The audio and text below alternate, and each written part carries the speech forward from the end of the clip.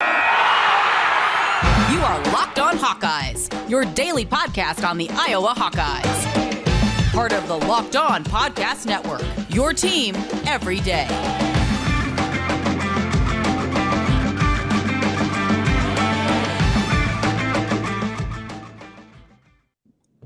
Welcome back, Hawkeye Nation, to a Wednesday morning episode of the Locked On Hawkeyes podcast, your daily podcast covering your Iowa Hawkeyes on the Locked On Podcast Network.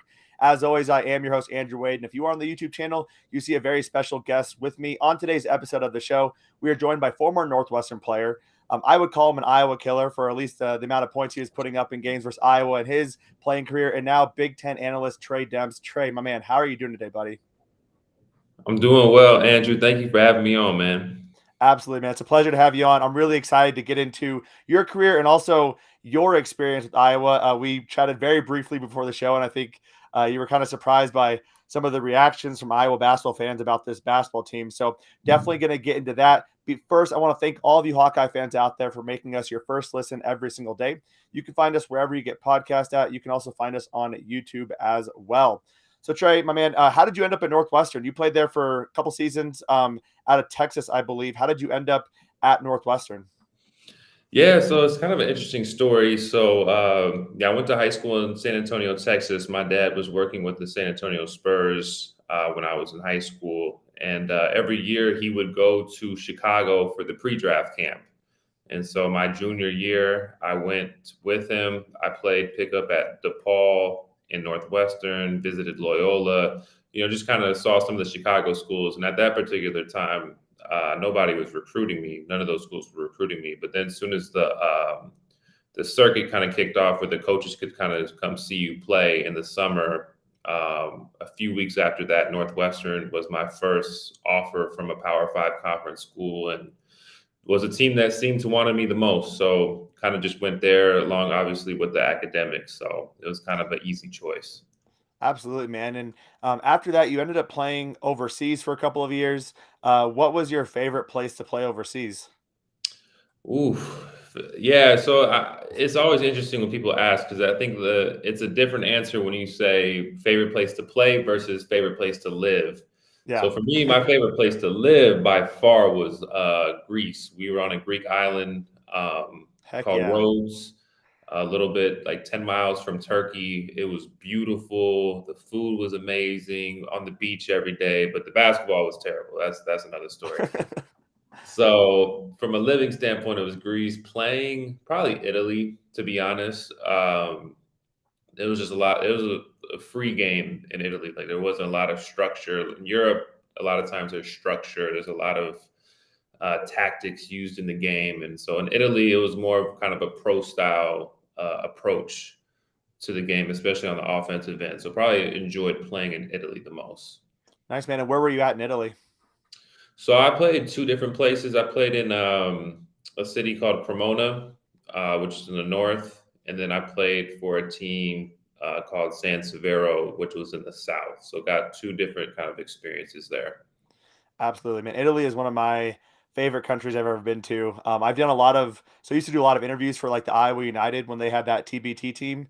And so talked to a lot of those guys about their European experiences. And it's always wild to hear the different experiences they had. What were some of their favorite places to be at? And also just how different the European game is compared to the American game. I don't think people realize how different it is. It's a completely different experience, and how you play your game is also different over there as well. Well, that's super cool. Now you're actually a Big Ten analyst. So how did you go from Northwestern to overseas to now being a Big Ten analyst? That's funny. So I have kind of a chronic hip injury. And so, it was very limiting to what I could do on the court, or it limited me, I should say. And so, just was kind of going through that. I had hip surgery, still not officially like official, retired, but, enjoying what I'm doing now. We'll say that. Yeah. And so, I was just kind of brainstorming, trying to figure out what I wanted to do. I wanted to play, 10 plus years. And so, I knew that I loved sports journalism, media. I love to write, honestly. That's probably what's most natural for me. But obviously, I knew that might take some time, and that the best opportunity would probably be in the broadcasting space and being an analyst. And I knew that the Big Ten Network had taken a ton of former players. So I just reached out, just sent some emails and told them if there was any opportunities, if they could consider me. And then, I spoke to the executive producer on the phone, and they got me in for an audition. The audition went well enough, and got some opportunities this year. So it was great, crazy, kind of how everything worked out. So I'm really appreciative to the Big Ten Network for giving me the opportunity. That's super cool. I think for any people listening out there, I think the key thing to take away from that is you got to shoot your shot, right? Shoot your shot. If you don't shoot your shot, you're never going to make it. I actually have the exact, getting on this network. I literally bugged David Locke for probably 3 months every week, emailing him saying, "You don't know me, but I guarantee you want to hire me. Bring me on." If I was like, "Can you just stop emailing me? Like, we will, let's just talk." He's like, "All right, fine. We'll give you a chance. Don't screw it up. Here you go." So that's how I ended up here. And 4 years later, I'm still here. So not doing something wrong, I guess. But definitely, for sure. Yeah, you got to, because it's like these people at the top, like they were once young people trying to get an opportunity. So that's how I thought. You know what I mean? Like the David Locks, all the executive producers who are making big time dollars now, like they were all trying to at one point get an opportunity. So it's like they understand where you're coming from. Yeah, like I said, if you don't do it, you're never gonna know if you could get it. So worst thing they can do is say no. Yeah, you're like, oh well, who cares? I move on. I keep trying, whatever it might be. So love that, man. And you talked about you're not officially retired, but you do love the journalism side. You want to get into writing. If you had to choose, what would be your long-term goal 10, 20 years down the road?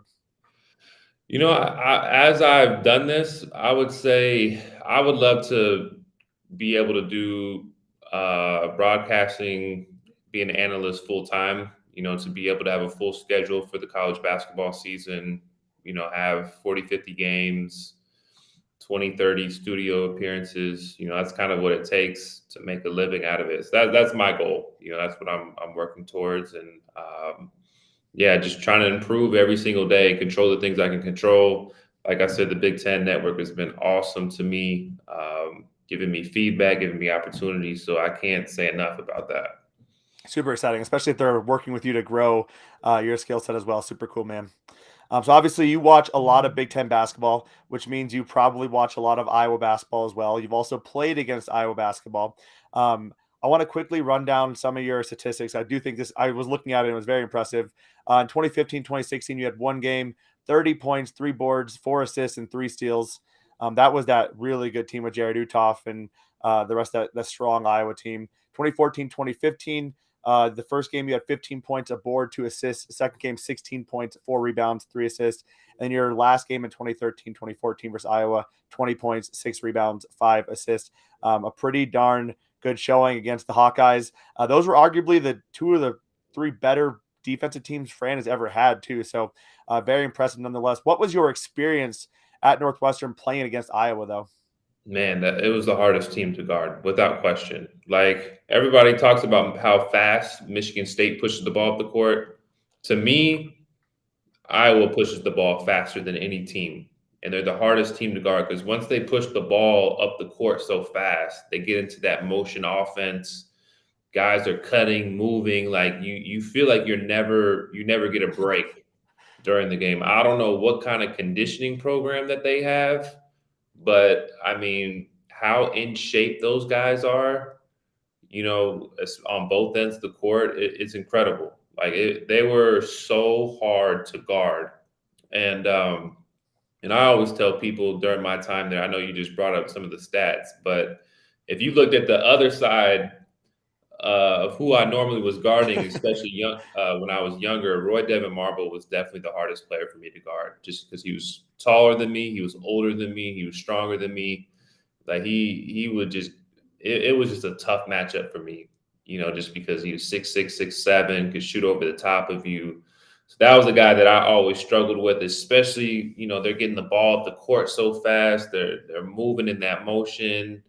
Like, there's a ton of screens you got to get through. So for me, that's what I remember playing against Iowa, just like constantly just being gassed from playing. That's interesting. I mean, Iowa does push the ball all the freaking time. Do you feel like that hurts them on the defensive end though as well? You mentioned how good of condition they were in, but sometimes when you push the ball that high, that fast, the other teams might get in the same kind of tempo. They might also push the ball. They're gonna have a lot more scoring opportunities. Do you feel like that hurts them defensively at all? I think they have an identity. I think if you look big picture, it might, but I would rather have an identity as a program than to say like, oh, well, because they push the ball, they take a ton of quick shots and give up some easy buckets on the other end. I look at it more as like, look, that's Iowa basketball. You know what I mean? That's the brand of basketball that Fran McCaffery has built.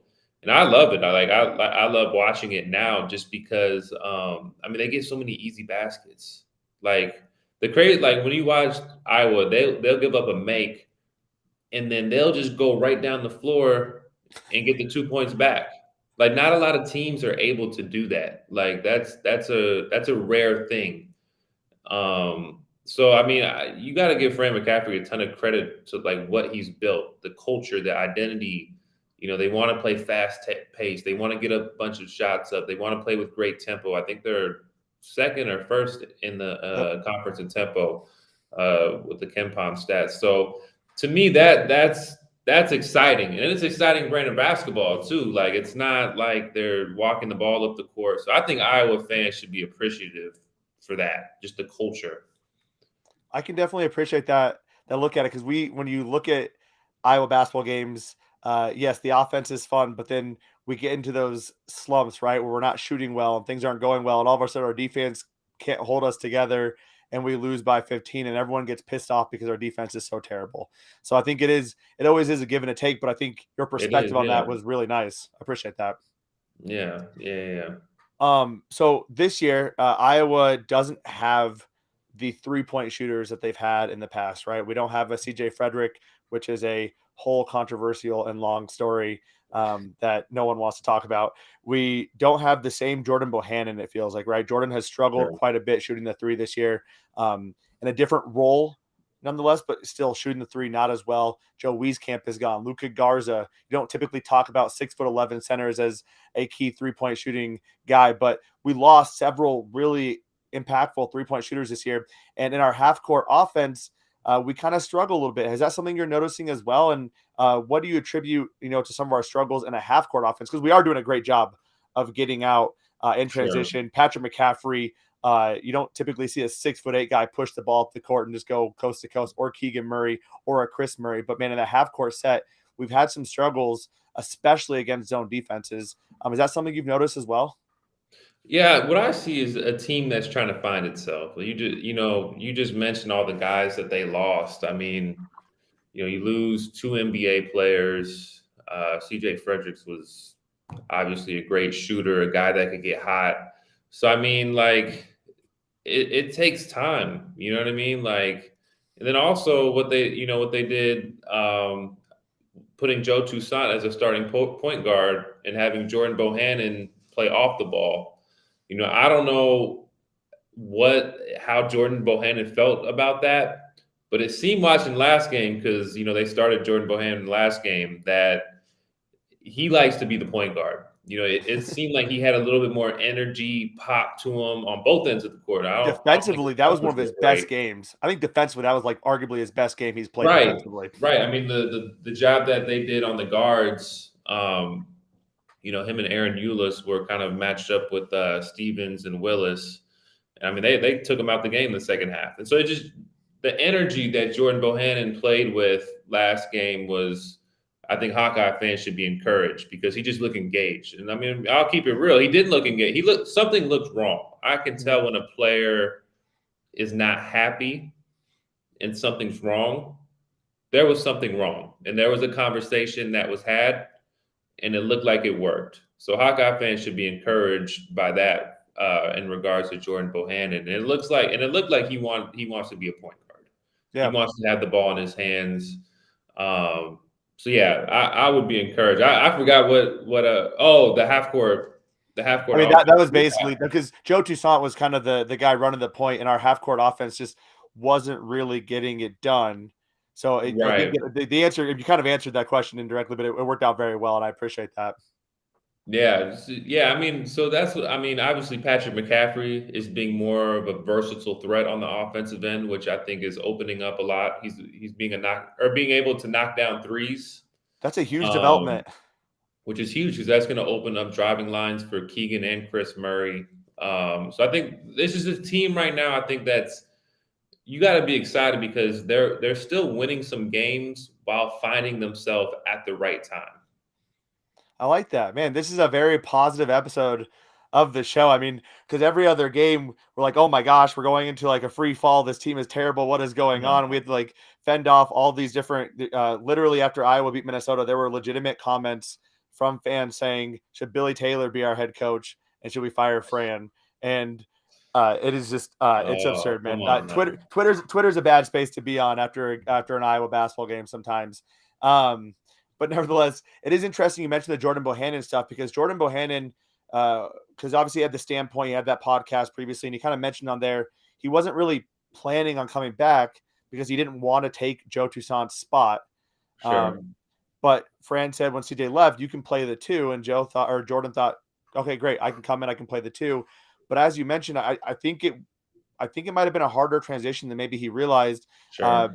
The idea was that he'd be coming off screens, getting a lot of open looks, but he has never traditionally been a guy coming off screens, getting just a catch and shoot type of opportunity. He's been more of a dribble down the floor, pop it from 5 feet behind the perimeter and call it good. Right. So it's definitely an interesting situation.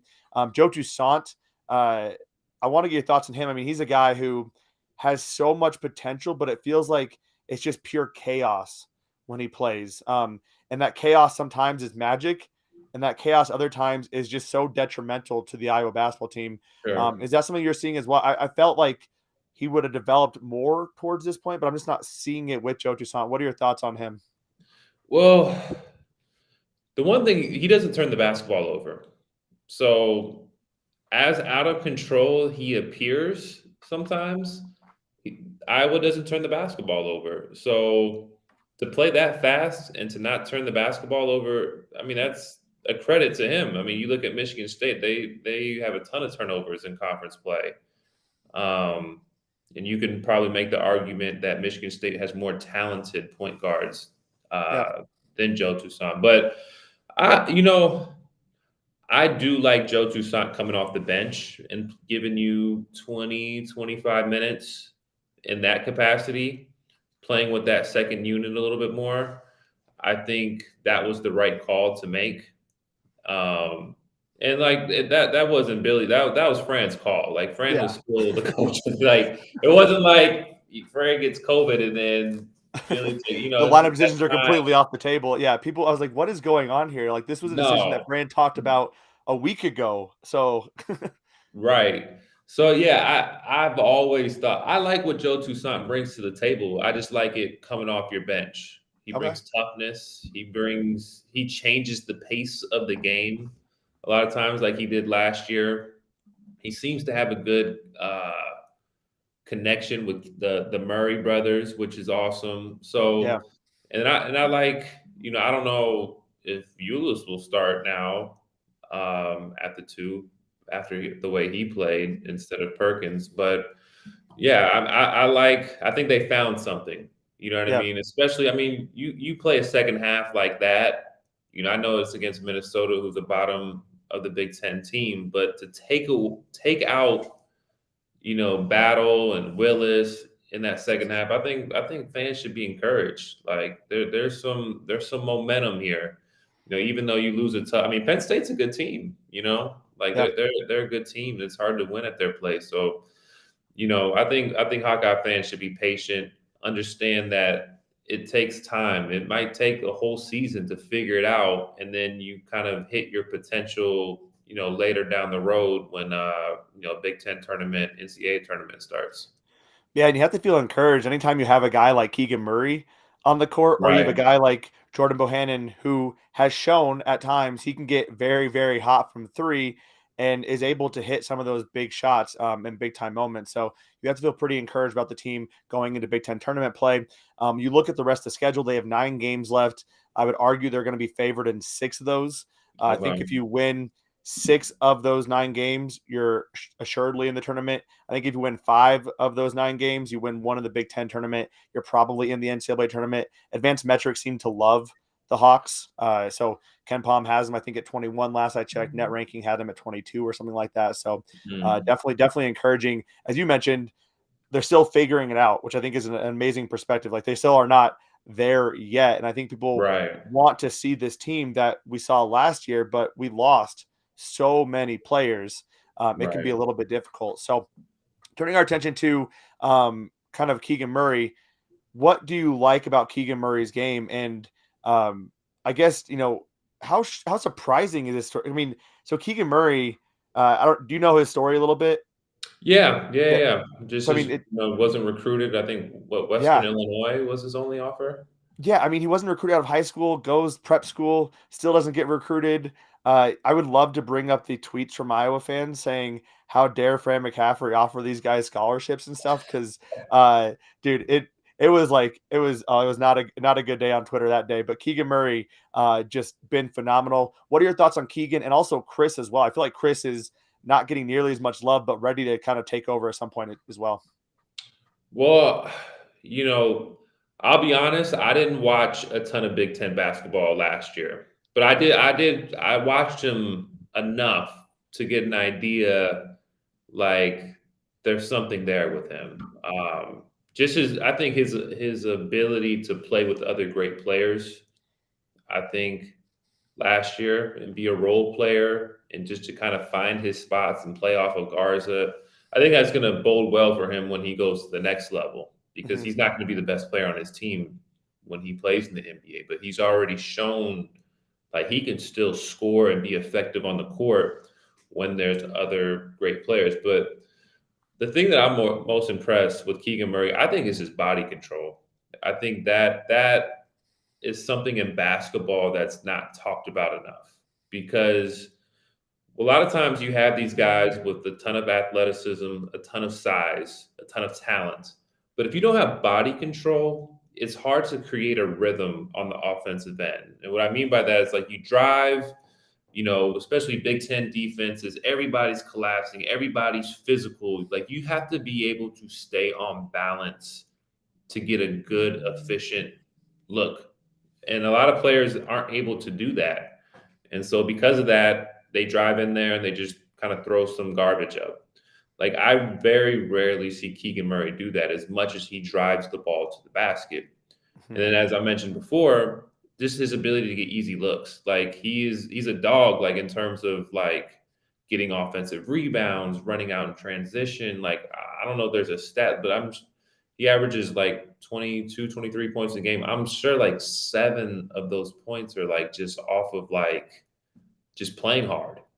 And so I think that gives him a rhythm so that now I can make that contested three. Now I can make that isolation drive, spin, get to my mid range, all that type of stuff. So, I mean, I love his game. I love his game. I love his game for the pro level. I think he's going to be a great role player. And I think Hawkeye fans should just be appreciative while you have him. Yeah, man, it's pretty fun to go from Luka Garza to another National Player of the Year candidate in Keegan Murray, and I don't think anyone can appreciate that enough. It's a pretty amazing time to be an Iowa Hawkeye fan all around.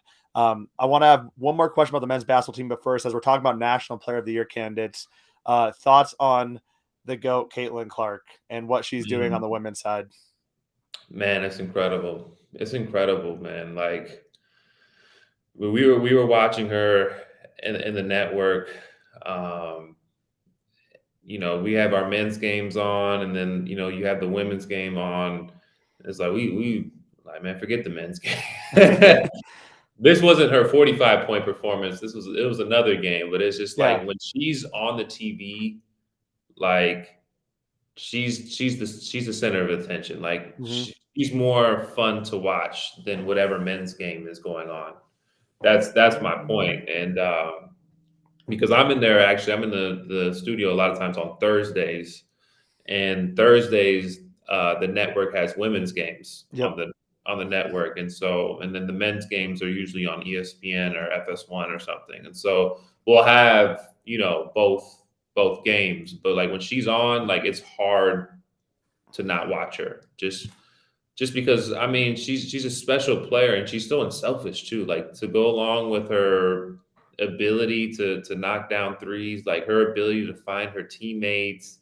Like you don't know what she's gonna do when she comes down the court. Is she gonna pull it from 30? Is she gonna get in the lane? Is she gonna hit a step back? Is she gonna find an open teammate? Like you just don't know. Like she's so versatile on the offensive end, and she's so skilled too. Like I mean, she's amazing, man. I mean, some of those shots that she hit against Michigan, I'm just like, come on, man. I know they were working, they were trying to get back in the game, and so that was part of the reason. But like, it's But like she still 20 hit them too. seconds from the shot clock, and she's pulling. I mean, it's like she's floating towards the sideline, hitting some of these threes, man. I mean, she's the funnest player and most box office player in all of college basketball, without question. That's amazing. Yeah. I love the one where she was getting triple teamed from literally the early part of the front part of the court, and she took it all the way down and then just drained it from the logo. I was like, Yeah. cool. Like, Right. how It's do you like defend that? you just like in shock. Like, Yeah. first of all, that you had the audacity to take it.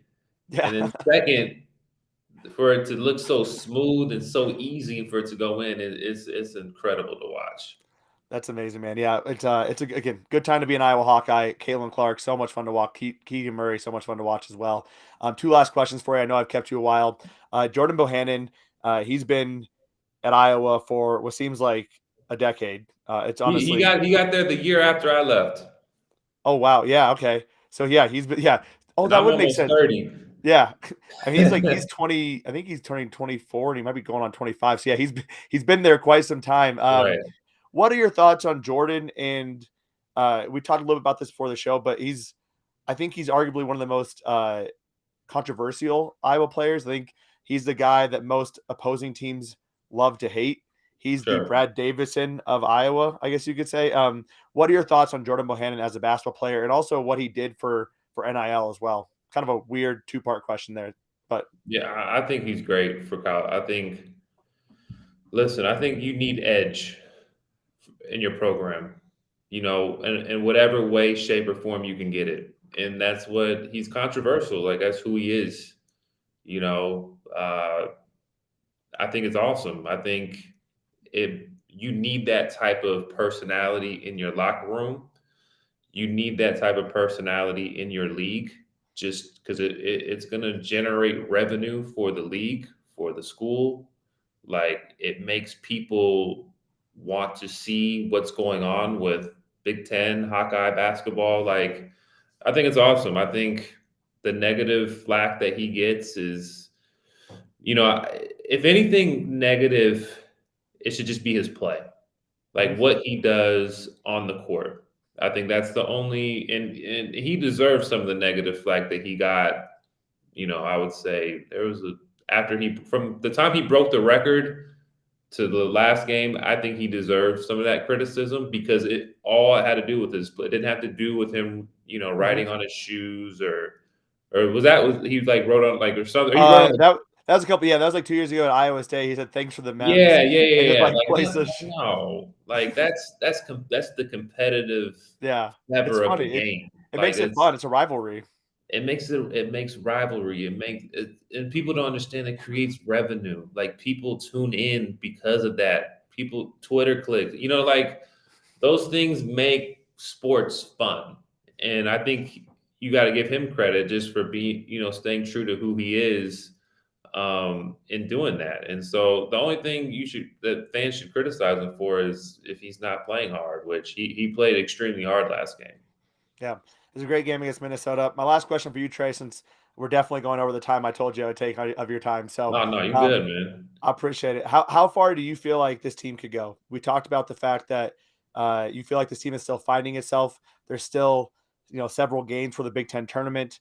There's a lot of talent on this team, but how far do you feel like this team can actually go?